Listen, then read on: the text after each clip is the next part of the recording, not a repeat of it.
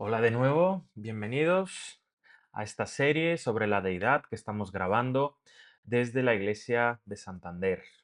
Bienvenidos también al canal de la Iglesia Adventista en YouTube y estamos hoy con la séptima parte ya, pero realmente es la segunda parte de la temática que comenzamos en el vídeo anterior, que es la del Hijo de Dios.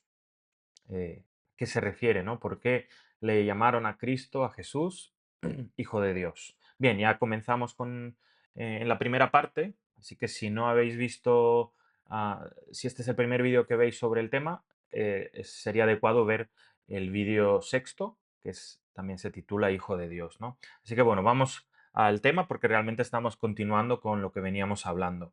Aquí, como siempre, os comparto mi PowerPoint para que me podáis leer, seguir. Ahí está el tema, el Hijo de Dios, segunda parte. Y antes de entrar al tema, como siempre os invito, tenemos ahí una carpeta en un Google Drive con muchísimo material de literatura sobre Dios, sobre Cristo, Cristología, sobre el Espíritu Santo, todo material adventista que uno puede estudiar, leer y además seguramente será de mucho provecho ir a ver cuáles son los mejores argumentos sobre nuestra visión de Dios como adventistas, ¿no? Y ahí está, pues en la literatura. Y un libro que os recomendaba específicamente, que este hoy en día se puede conseguir en la librería, en Amazon, en Internet, es el libro que se llama El Hijo de Dios, de Ty Gibson. Así que en este libro, si uno lo lee, pues ahí explica mucho mejor esta idea del Hijo de Dios, cómo empieza al comienzo de la historia humana y por qué a Jesús se le refiere también, ¿no? Y de qué forma tan especial es Hijo de Dios. Así que os invito a leer. Como vimos, hay muchos títulos sobre el Cristo, hay muchos títulos de Cristo, ¿no? En el Nuevo Testamento, cuando uno lee los Evangelios, pues ahí puede encontrarse diferentes maneras a las que se referían a él, sus nombres, ¿no?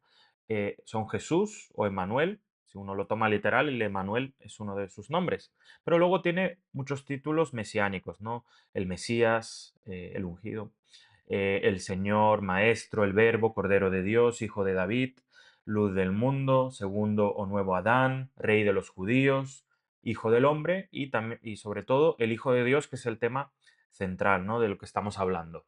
Y de ahí nos quedamos en el vídeo anterior, por qué se le llama primogénito, unigénito y también engendrado. Porque parece ser que ¿no? Estos son títulos o maneras de referirse a cuando alguien, ¿no? Un padre o una madre tienen a un hijo, su primogénito es el primero que les nace, el unigénito, si se toma tal cual literal, es que solo tienen un hijo, ¿no? Un hijo único, y engendrar, pues al final es un término humano también, que aparece en el contexto de pues, cuando nace un bebé, ¿no? O aparece en el vientre de su madre, ¿no? Es engendrado. Bueno, vamos a empezar diciendo cuatro cosas claves. El primero, el concepto de hijo de Dios aparece a lo largo de toda la Biblia, ¿no? Es algo que por primera vez se empiezan a usar hablando de Jesús, ¿no? Hijo de Dios es llamado a Adán, a Israel y a David. Entonces, eh, ¿por qué, verdad? Eh, no hace falta, eh, uno puede decir, bueno, no hace falta tanto lío, vamos a tomar el Hijo de Dios como algo literal. Ya, pero aunque lo tomes como algo literal, hay que tener en cuenta que es difícil tomar el Hijo de Dios como algo absolutamente o únicamente literal, porque hay otros que son llamados Hijo de Dios en la Biblia. Y si uno lee esos tres nombres, Adán, Israel y David, dice, wow, claro, es que Jesús es hijo de Dios como fue Adán, porque el primer Adán falló y el segundo Adán vino a deshacer las obras, el lío que metió el primer Adán. Israel, ¿no? El pueblo de Dios, la promesa que fue hecha a Abraham. Bueno, ahí es el cumplimiento, ¿no? Y David, porque el Mesías era el ungido, ¿no? Como Jesús fue. El Mesías venía de David y mucha gente, o sea, y los judíos conocían de esto. Segundo punto, el título Hijo de Dios es usado de forma equivalente al Hijo del Hombre, al menos en dos ocasiones. Y es por ello que en la teología cristiana se le consideran títulos mesiánicos y no habla de la naturaleza de Dios. ¿Qué quiere decir esto? Pues cuando, si tú tienes dos maneras de llamar a alguien, entre comillas opuestas, pero se usan de forma equivalente, pues entonces dices, vale, entonces eso no puede, no, es lógico que no es literal, que es un llamado, una misión, ¿no? Que tenía Jesús, de ser Dios, hecho hijo de Dios, para restaurar a la raza humana, ya que nosotros mismos no podíamos. Entonces, simplemente hay que tener esto en consideración porque lo probamos en el vídeo anterior. Tercer punto, en la Biblia ser llamado hijo de alguien no es siempre literal. Esto también hay que tenerlo eh, en mente. Y fijaros, Juan 8:44, ¿qué es lo que dice Jesús? Vosotros sois de vuestro padre el diablo y los deseos de vuestro padre queréis hacer. Oye, si literalizamos esto, si literalizamos que el hijo de Dios o hijo, hijos del diablo o vuestro padre el diablo, entonces el diablo también tuvo hijos. No tendría lógica, ¿verdad? Pero ¿por qué en el caso del Hijo de Dios se literaliza por algunos? Realmente en, en el mundo cristiano el Hijo de Dios es ampliamente conocido como un título, pero hay personas que lo literalizan, pero no son consecuentes de esas personas, por ejemplo, con esto. Entonces, entramos en una dinámica que ahora, según este versículo, el diablo también tiene literalmente hijos en este mundo. Y no es así. Todos somos hechos eh, en la imagen de Dios, ¿no? Todos somos literalmente hijos de Dios, de manera que fue Dios el que nos hizo. Pero en este texto, por ejemplo, aquí habla de las motivaciones, ¿no? Las motivaciones de estas personas eran las de su padre, entre comillas, el diablo. No son literalmente hijos del diablo. Y fijaros que Jesús trabaja con esta terminología de según de quién son tus intenciones, eres hijo de él. Fijaros, en Juan 5:19, que es el mismo libro, no puede el hijo de, o sea, aquí dice Jesús, no puede el hijo hacer nada por sí mismo, sino lo que ve hacer al Padre. Todo lo que el Padre hace, también lo hace el Hijo igualmente. Claro, aquí vemos que Jesús está hablando de las motivaciones, ¿no? ¿Qué es lo que, qué es lo que hace, qué es lo que hizo Jesús en su vida humana? Pues todo lo que el Padre le decía, ¿no? Sus motivaciones eran las del Padre, las de salvar, las de amar, las de dar a conocer a Dios en este mundo. De la misma manera, por eso llama hijos del diablo a otras personas. Y cuarto punto para comenzar, en el caso de Cristo, el concepto de ser hijo de Dios va más allá que en otros casos. Es decir, aunque tenemos el caso de Adán, de Israel, es verdad que él es el hijo de Dios, ¿no? Es sin ignorar el contexto de los otros usos, él sí que de una manera especial se hace hijo de Dios o es hijo de Dios. Así que bueno, con estos 4 puntos comenzamos a manera introductoria y ahora entremos al tema, ¿no? ¿Por qué se le llama primogénito, unigénito o engendrado? Primera pregunta, ¿qué significa que sea unigénito? ¿No? Y es un texto, o sea, el término unigénito aparece en Juan 3:16, uno de los textos más representativos que habla de la salvación que Dios nos da. Pero fijaros en qué contexto se usa esta palabra. Hebreos 11:17. Por la fe Abraham, cuando fue probado, ofreció a Isaac, el cual había recibido las promesas. Ofrecía su unigénito. Entonces, fijaros qué curioso que cuando Jesús empieza a hablar de que viene de parte del Padre para morir, hace los autores del Nuevo Testamento, los judíos, que estaban evidentemente familiarizados con la historia de Abraham, Isaac, usan la misma terminología, ¿no? Como Abraham ofreció a su unigénito, aunque no lo llevó a cabo. eh, Ese era un ejemplo, ¿no? Una muestra. Entonces, de alguna manera, en el Nuevo Testamento se usa esa imagen, ¿no? Del padre que ofrece a su hijo unigénito. Pero encima, aquí se usa el término unigénito, pero Abraham no tuvo solo a Isaac, porque tendríamos que olvidarnos de su primogénito en el orden cronológico, que fue Ismael. Entonces, Isaac, que es un concepto, ¿no? De un padre ofreciendo a su hijo unigénito, es un concepto que viene del Antiguo Testamento y es unigénito en cuanto a su función de redención, no en su literalidad, ¿no? De que es el único hijo. Es verdad que la palabra unigénito en el Nuevo Testamento también se usa de que en algún caso alguna madre o algún padre solo tenían un hijo. O sea, es verdad que también, pero por eso hay que saber que en el Nuevo Testamento la palabra unigénito se usa de manera funcional, ¿no? Con un propósito de salvación, como de forma literal. ¿Sabes cuál es el tema del unigénito? La tradición. Que esto fue un error que asume o que tiene la Iglesia Católica. La tradición erróneamente entendió estos textos refiriéndose a la relación de realidad que existe entre el Eterno Padre y el Hijo Eterno, entre el Eterno Padre y el Hijo Eterno. ¿Sabéis que esto de que Dios es el unigénito Hijo de Dios que fue engendrado, también lo literalizó la tradición católica? O sea, ellos creen que es literal, que Jesús es Hijo de Dios desde la eternidad. Pero cambiaron, ¿cuál fue el problema de ellos? Cambiaron el significado de las palabras en su contexto histórico bíblico, ¿no? Que unos judíos, cuando se referían a que el Padre envía a su Hijo unigénito, los judíos decían, ah, será eso que ocurrió con Abraham, que Dios le mandó que sacrificara a su hijo, pero en el último momento lo detuvo y luego dice, luego Abraham, eh, bueno, luego ahí se dice, Dios proveerá de un cordero, ¿no? Y al final este Mesías es el cordero que Dios ha provisto.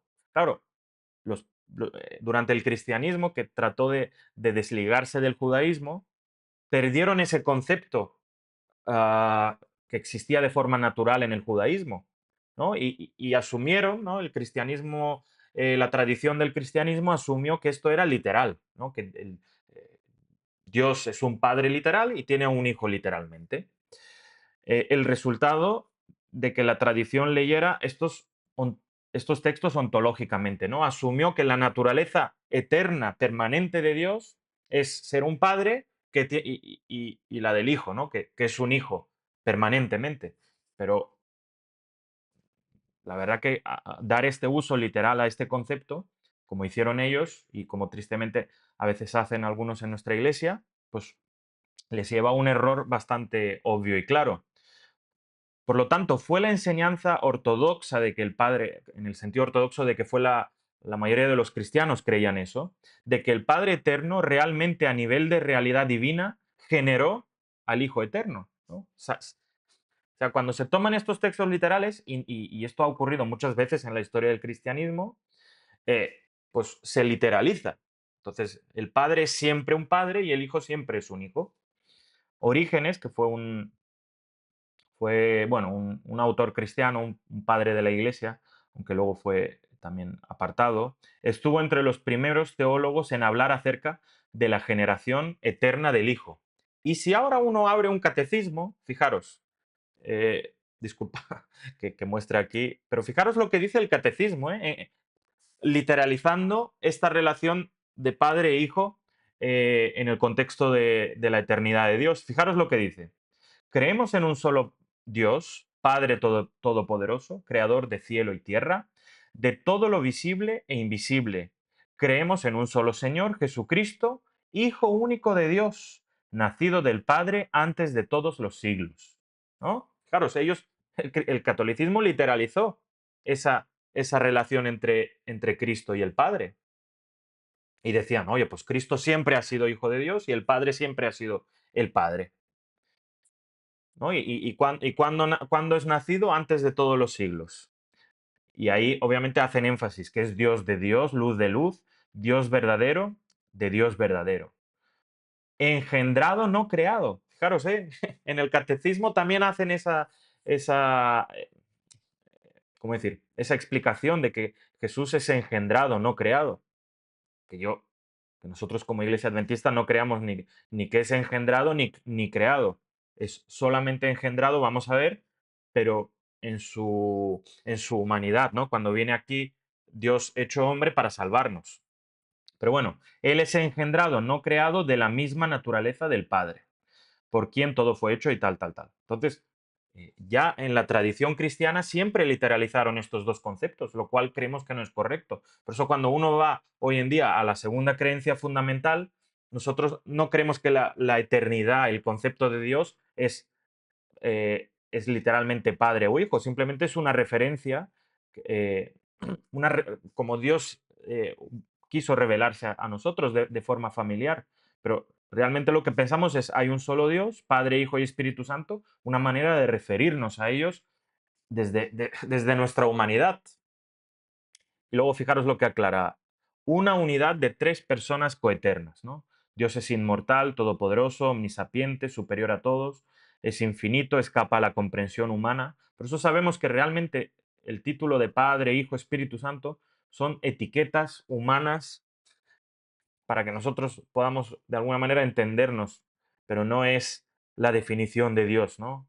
No literalizamos eso, como por ejemplo hace la tradición cristiana, la católica y muchos protestantes, ¿no? Por eso la Iglesia Adventista cuando adoptó o cuando vio que la Trinidad es bíblica, no asumió las tradiciones cristianas sobre la Trinidad, solo se basó en la Biblia y la tradición cristiana cree que Jesús, como veis ahí en el catecismo, es engendrado, no creado, y es nacido del Padre en el origen, ¿no? O es eternamente eh, hijo.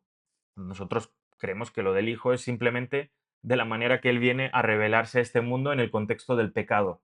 Entonces, que, que Dios el Padre, Dios el Hijo y Dios el Espíritu Santo son personas eternas, ¿no? Dios no puede generar o crear, entre comillas, otro Dios, o engendrar otro Dios, el nombre que se le quiera dar.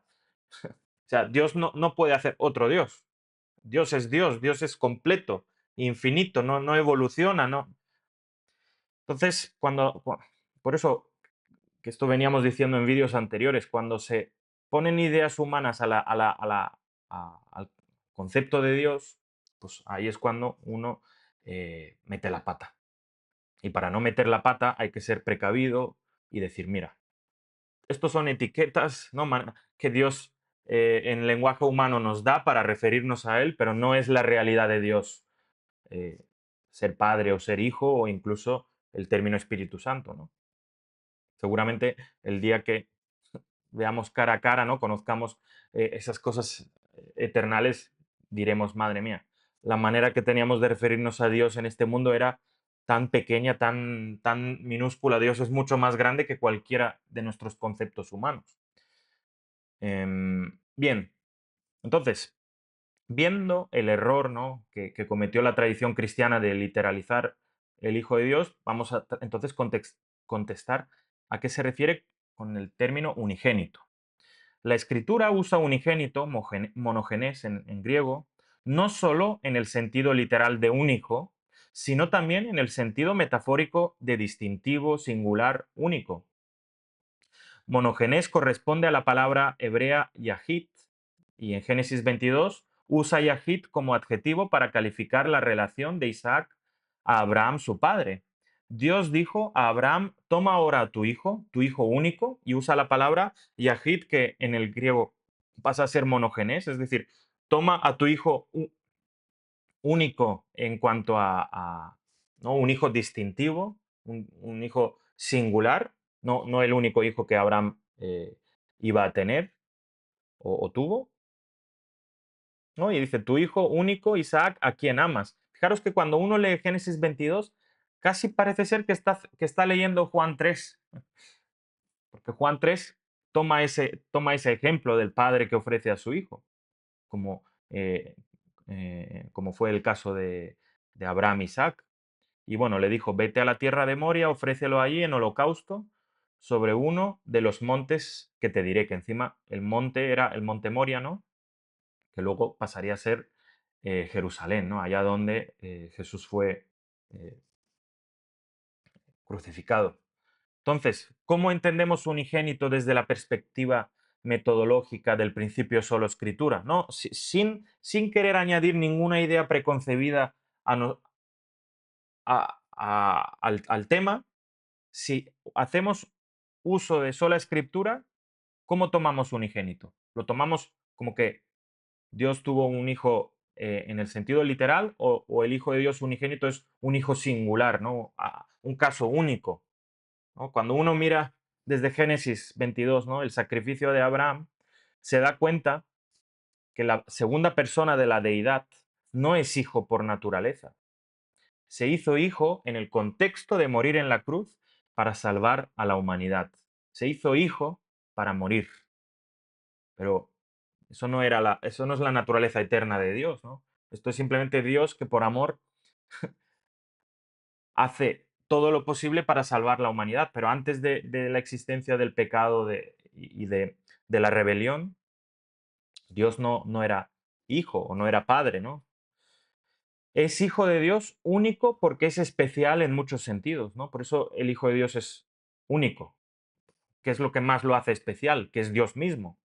El primero y más importante es que Dios mismo se hizo hombre, ¿no? En ese sentido, el Hijo de Dios, Jesús, es único y unigénito. Que es el mismo término.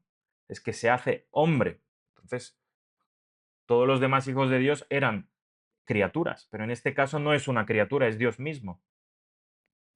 En el Nuevo Testamento, Hebreos usa monogenes para describir la ofrenda sacrificial que Abraham hizo de Isaac por petición de Dios, ¿no? Entonces, el Nuevo Testamento usa yahit y monogenes en el mismo contexto. Es claro que la Escritura no usa esta palabra en el sentido literal, porque Isaac no fue el único engendrado por Abraham, ni siquiera su primogénito. Es obvio que deberíamos leer esta palabra de forma metafórica, como otros autores lo hacen en la escritura.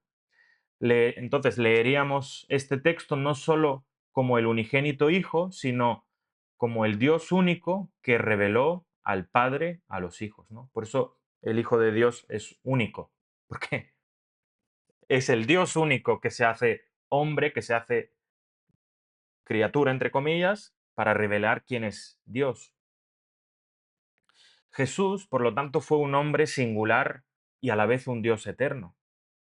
Cristo se hizo hombre sin dejar de ser Dios, ¿no? Y esas características exclusivas de Dios, su eternidad, el que sea el único digno de ser adorado, el único que hay permiso de ser adorado, no desaparecieron con Cristo cuando se hizo hombre. Los judíos por eso entendían que Cristo se hacía igual a Dios en algunos momentos y que solo Dios podía perdonar pecados. El apóstol Tomás reconoció a Jesús como su Señor y su Dios. Pablo y Juan afirman la divinidad de Cristo, ¿no? Ahí en Romanos 9:5, de quienes son los patriarcas, de los cuales según la carne vino Cristo, el cual es Dios sobre todas las cosas. Bendito por los siglos. Amén, ¿no? O sea, aunque se hace énfasis en que se hizo hijo de Dios, también se recalca continuamente que él no dejó de ser Dios. Y Colosenses 2:9, porque en él habita corporalmente toda la plenitud de la deidad. Aunque ahí creo que no lo vais a ver porque lo tapa mi cámara, disculpad, pero bueno, es Colosenses 2:9. Y luego fijaros, primera de Juan 5:20, pero sabemos que el Hijo de Dios ha venido y nos ha dado entendimiento para conocer al que es verdadero. Y estamos en el verdadero, en su Hijo Jesucristo. Este es el verdadero Dios y la vida eterna. Entonces, ¿por qué Jesús se hizo Hijo de Dios unigénito? Para revelarnos al verdadero Dios y que en Él está la vida eterna. Es decir, en el Hijo de Dios está la vida eterna. Ahora, alguien puede decir, ya, pero la vida eterna nos es dada como promesa a nosotros, claro, pero nosotros nos es dada aquel que la da a través de su sacrificio, nadie se la pudo haber dado, ¿no? En Jesús hay vida eterna, una vida eterna no prestada ni tomada de nadie. Así que bueno, segundo título, segunda manera de referirse al Hijo de Dios como primogénito. Ahora hemos visto que unigénito no es en el sentido literal, sino es en el sentido de misión, de... Ahora, primogénito será también literal. Fijaros, Colosenses 1:15 y 16, Cristo es la imagen del Dios invisible, el primogénito de toda la creación. Es decir, si uno literaliza este concepto, entonces Jesús es el primero de toda la creación. O sea, es el primer creado. ¿No? Alguien dirá, no, creado no, engendrado, pero aquí dice que es el primero de toda la creación. Entonces es una criatura, porque si eres el primero de algo que fue creado, también eres parte de eso que se creó. Pero ahí vamos a ver que en Hebreos 1:6 también, y otra vez cuando introduce al primogénito en este mundo, adórenlo todos los ángeles. No es en el sentido literal, sino es en otro contexto. Vamos a explicarlo. La palabra protokos, primogénito, usada en Hebreos 1, esta palabra es un compuesto de las palabras griegas protos, primero, y ticto, nacido. La tradición lee estos textos teológicamente aplicando la noción de primogénito a la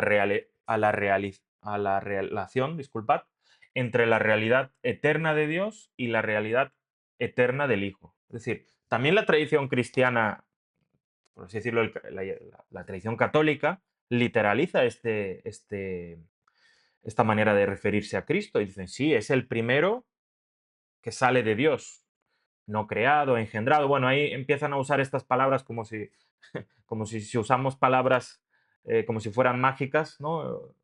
Es engendrado, no creado, ¿vale? Pero ¿qué significa eso? Porque engendrado también es una palabra humana, ¿no? No tiene un significado único, ¿no? Exclusivo. Engendrado es una palabra muy humana. Todos los seres humanos fuimos engendrados en el vientre de nuestras madres. Entonces, eso es lo que significa engendrado, ¿no? No tiene otro significado. Si alguien le quiere dar otro significado, tiene que explicar a qué se refiere y que sea bíblico, ¿no? Porque también se puede... Entonces, la tradición católica tomó el término primogénito y dijo, Jesús el Hijo es primogénito del Padre, eternamente, ¿no? Este texto se convirtió en otro elemento bíblico básico para apoyar la doctrina de la eterna generación del Hijo por el Padre, ¿no? Eh, el concepto de la Iglesia Católica es que el Hijo es eternamente engendrado o generado por el Padre. Claro, ahí yo he tratado de investigar si ellos creen que el hijo, hay un momento en el que el padre estuvo solo, ¿no? En algún momento de la eternidad el padre estaba solo y engendró a su hijo. Creo que los católicos dicen que no, que esa relación de padre-hijo es eterna, de alguna manera como que el hijo no tuvo un comienzo, pero que eternamente él es engendrado. A ver, no, para mí, pues le falta un poco de lógica y consistencia bíblica, pero al menos la Iglesia Católica dice, bueno, lo dejamos en suspenso, no sabemos si es totalmente eterno o no, pero desde luego lo que la disidencia, por ejemplo, en el adventismo dice, no, que Cristo sí que tiene un origen, ¿no? Fue engendrado en un momento concreto, es decir, que el Padre en algún momento estaba solo y engendró a su Hijo y ahí ya eran dos. Claro, ahí es un desastre esa explicación porque, de nuevo, asumes que Dios puede originar a otro Dios. Entonces, ¿qué hacemos con que fuera de Dios no hay nadie?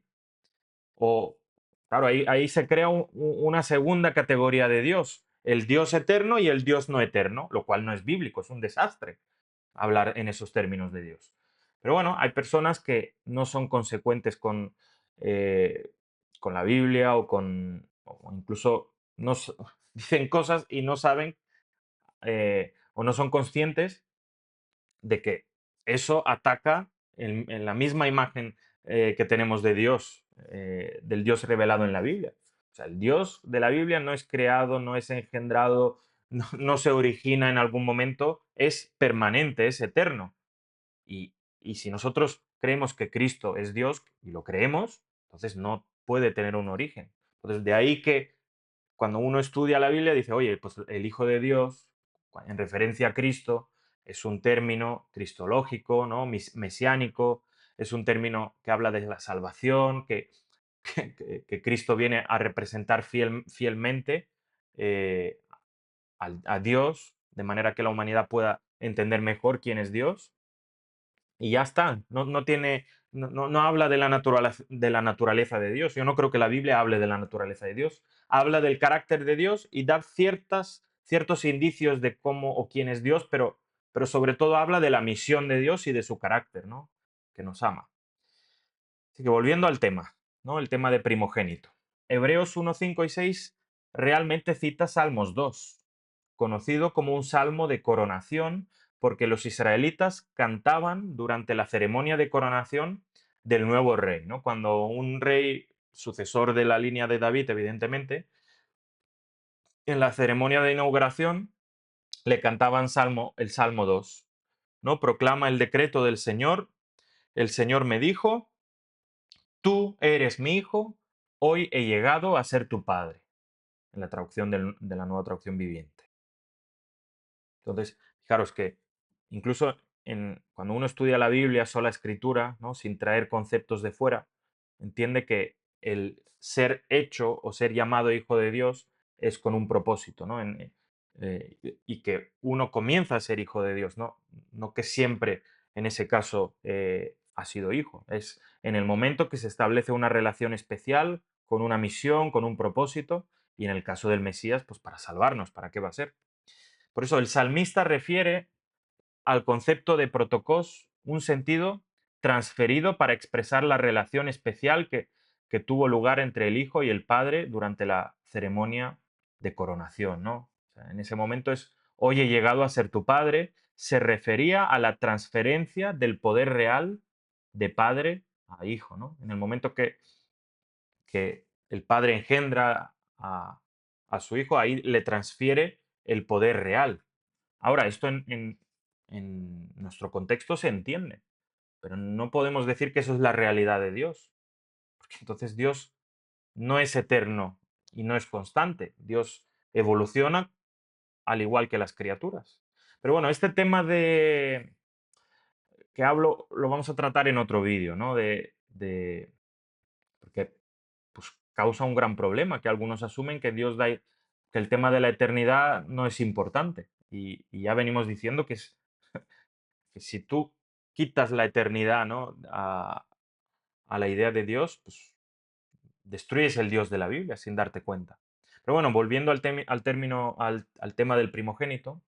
Entonces, en este sentido, ¿no? Hoy he llegado a ser tu padre, que le dice Dios al rey. En este sentido transferido, las dos raíces de los cuales se deriva protocos, ¿no? Primero y nacimiento físico, ya no tienen lugar en el significado, ¿no? El que alguien sea hecho hijo de Dios, entendemos que no es literal, sino es una transferencia de poder o un momento en el que Dios eh, entrega, ¿no? un poder especial a esa persona para cumplir un propósito, una misión. Esto se torna claro cuando consideramos la declaración de Jehová acerca de David como su primogénito, ¿no? En el Salmo 89. Yo también lo haré mi primogénito, el más excelso de los reyes de la tierra, ¿no? El contexto primogénito o ser hecho hijo de Dios es en el contexto de David. Por eso cuando luego Jesús habla de que es unigénito, primogénito y todos los autores del Nuevo Testamento dicen, claro, porque el Mesías, que era el heredero del trono de David, ya vino, es Jesús. Entonces, es una manera de entrelazar la figura de David con la de Jesús. Pero David no era primogénito, por ejemplo, ya que era el menor de 8 hermanos. Dios estaba usando esta idea de primogénito en un sentido metafórico también, para indicar la posición de autoridad, distinción y responsabilidad que Dios le confería al coronarlo rey de Israel. Por lo tanto, el concepto de primogénito está más cerca por ejemplo, del concepto de adopción y el otorgamiento de honores y derechos legales especiales. Por lo tanto, de la misma manera, la victoria de Cristo en la cruz le ganó el honor y el derecho legal especial de ser luego coronado rey en el cielo después de su ascensión. ¿no? Porque luego él va a ser coronado, que no era rey de antes, o eh, ¿no? Ahí se entiende que de alguna manera eh, toda la teología que se había construido en el Antiguo Testamento, Dios, forma de Cristo, la cumple para que primero los judíos y luego todos entendamos qué es lo que vino a hacer, que es salvarnos. La tradición cristiana entonces está errada cuando toma los términos, las declaraciones bíblicas de único Dios engendrado y primogénito y los interpreta como si fueran la realidad absoluta de Dios.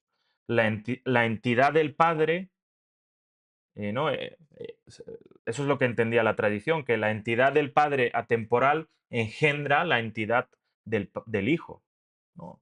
Que siempre el Hijo estaba destinado o siempre el Hijo iba a ser engendrado por el Padre.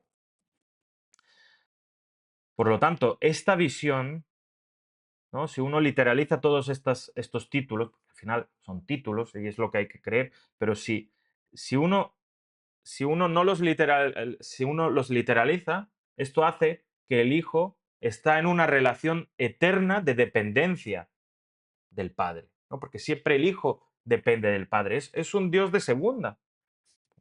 Y esto es politeísmo, o sea, esto es volver a... O sea, Dios quiso dejar claro que no hay, que no existe eso en la realidad divina y, y algunos parecen que vuelven a traer ese politeísmo de la antigüedad, ¿no? En el que los dioses tenían hijos y los hijos luego eran enviados aquí a la tierra, ¿no? Como Zeus envió a Hércules, que también era un medio semidios, que por cierto tuvo una madre humana.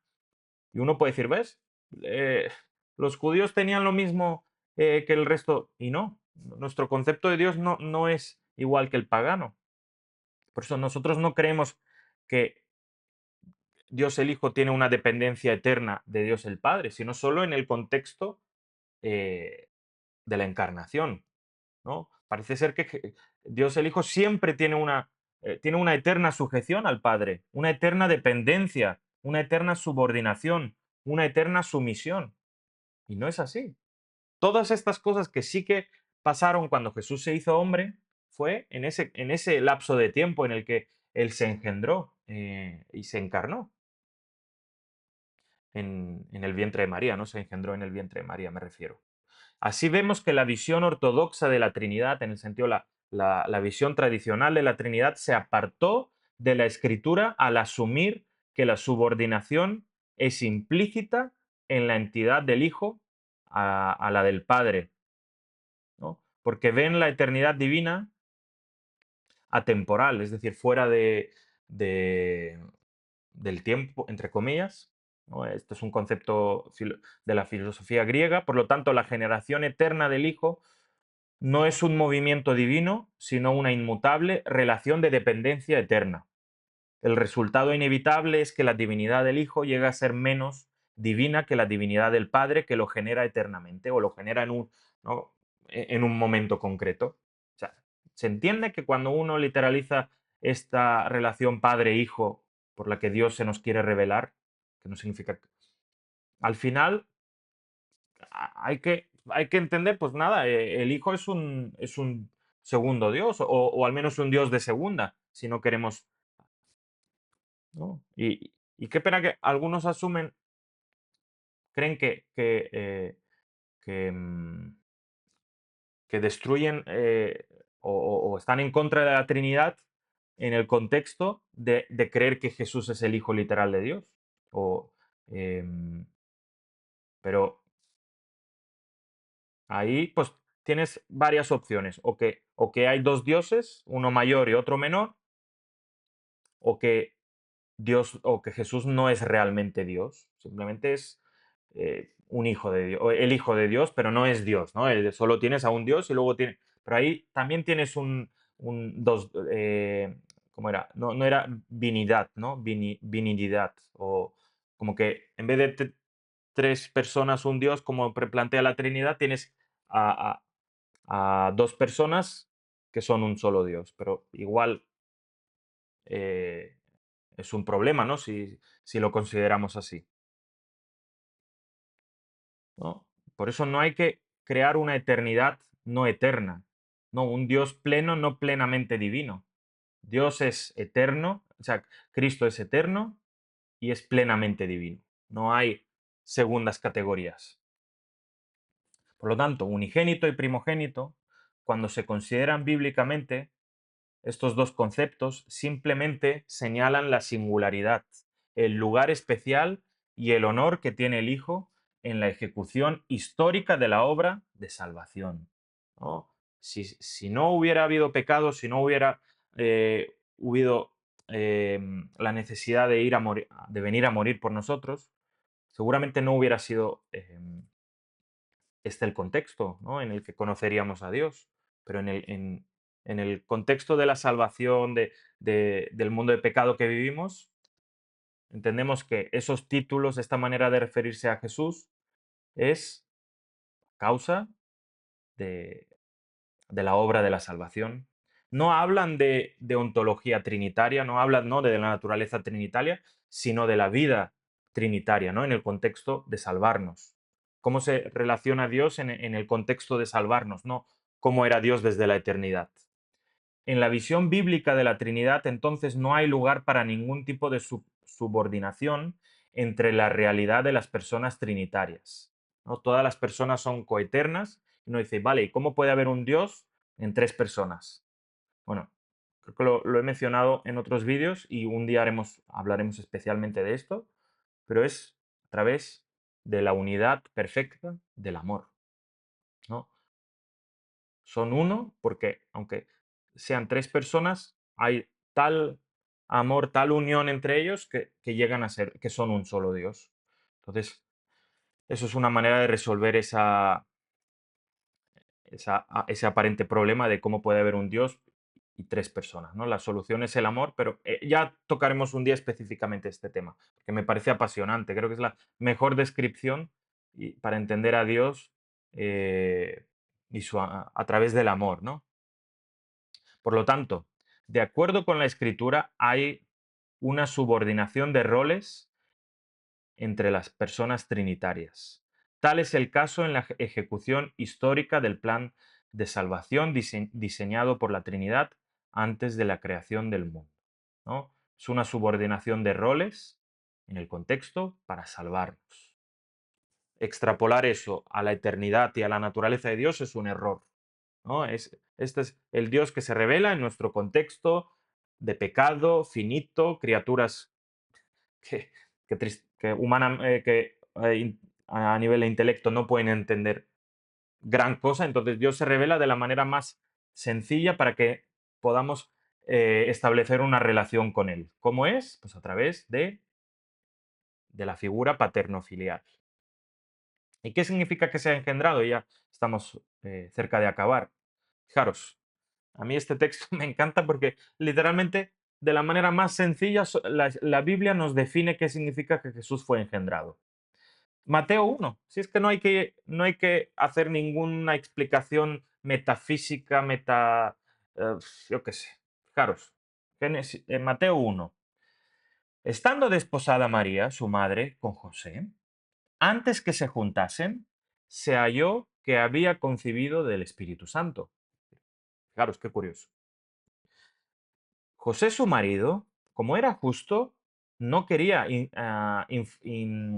infamarla o difamarla, no sé si ahí lo he copiado mal, y entonces quiso dejarla secretamente. Y pensando él en esto, he aquí un ángel del Señor le apareció en sueños y le dijo, José, hijo de David. Claro, de nuevo haciendo esa conexión mesiánica con David, ¿no?, el rey de Israel. No temas recibir a María tu mujer, porque lo que en ella es engendrado del Espíritu Santo es.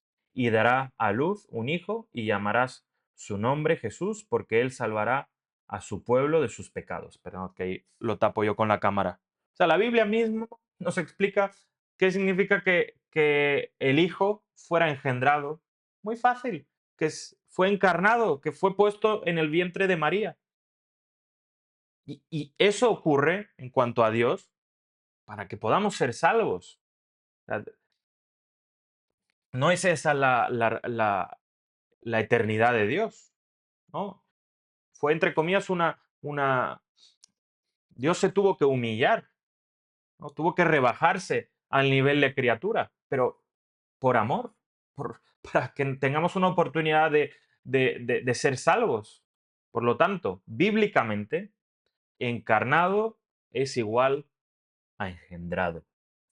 La clave es la misión por la que Dios se hizo hombre, ¿no? Dios se encarna, es decir, fue engendrado en el vientre de María. Y además la palabra engendrar es un término biológico. Sí, no, no tiene un significado místico en la Biblia, ¿no? Como que engendrar es algo que casi no se puede ni explicar. No, engendrar es cuando un progenitor tiene un hijo o una hija. No tiene un otro significado más allá.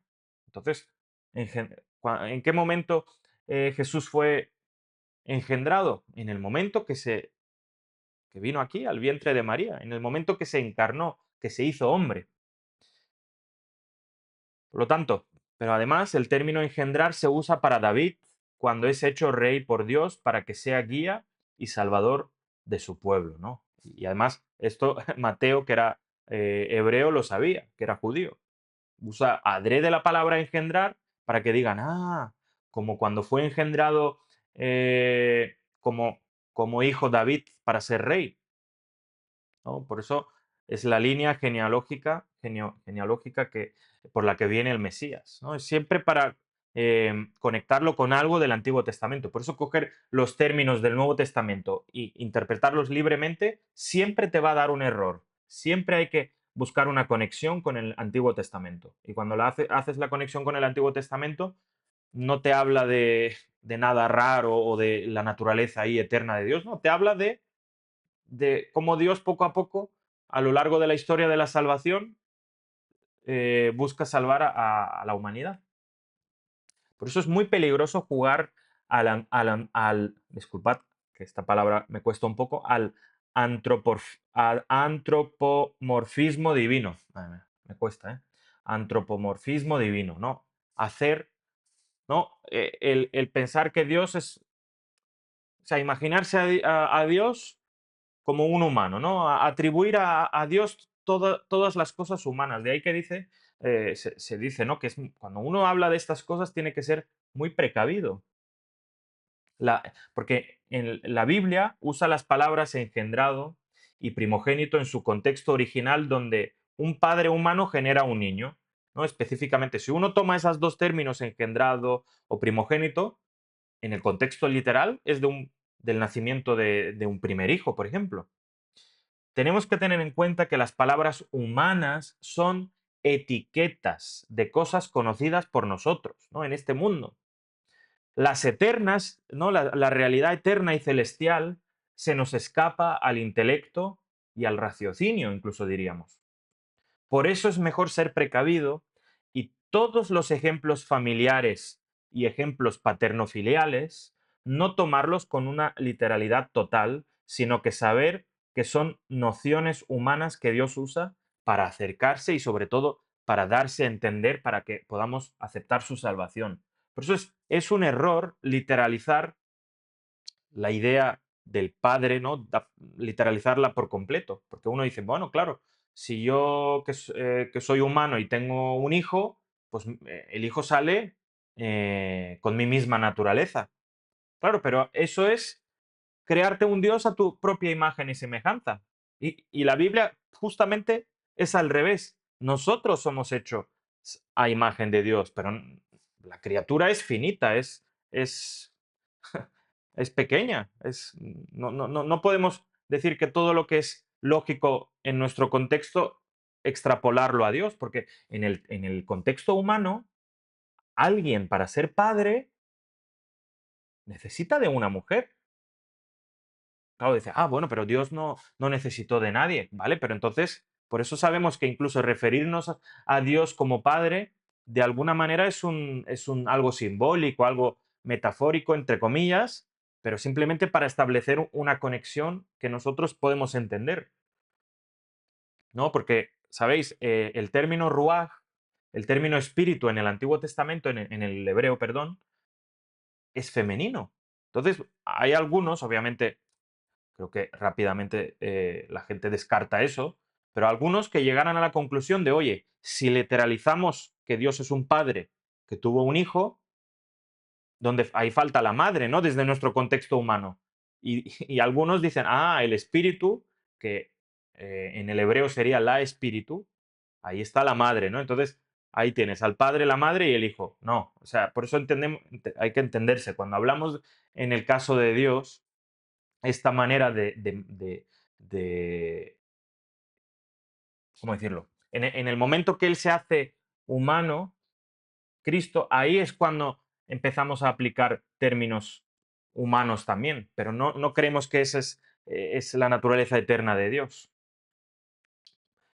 ¿no? Hablando del antropomorfismo divino, Juan 10:30, Jesús dice, yo y el Padre somos uno. Nadie dice eso de su Padre literalmente. De ahí que incluso cuando hablamos de el Padre y yo, o yo el Padre, son ideas reveladas, ¿no? Para nosotros.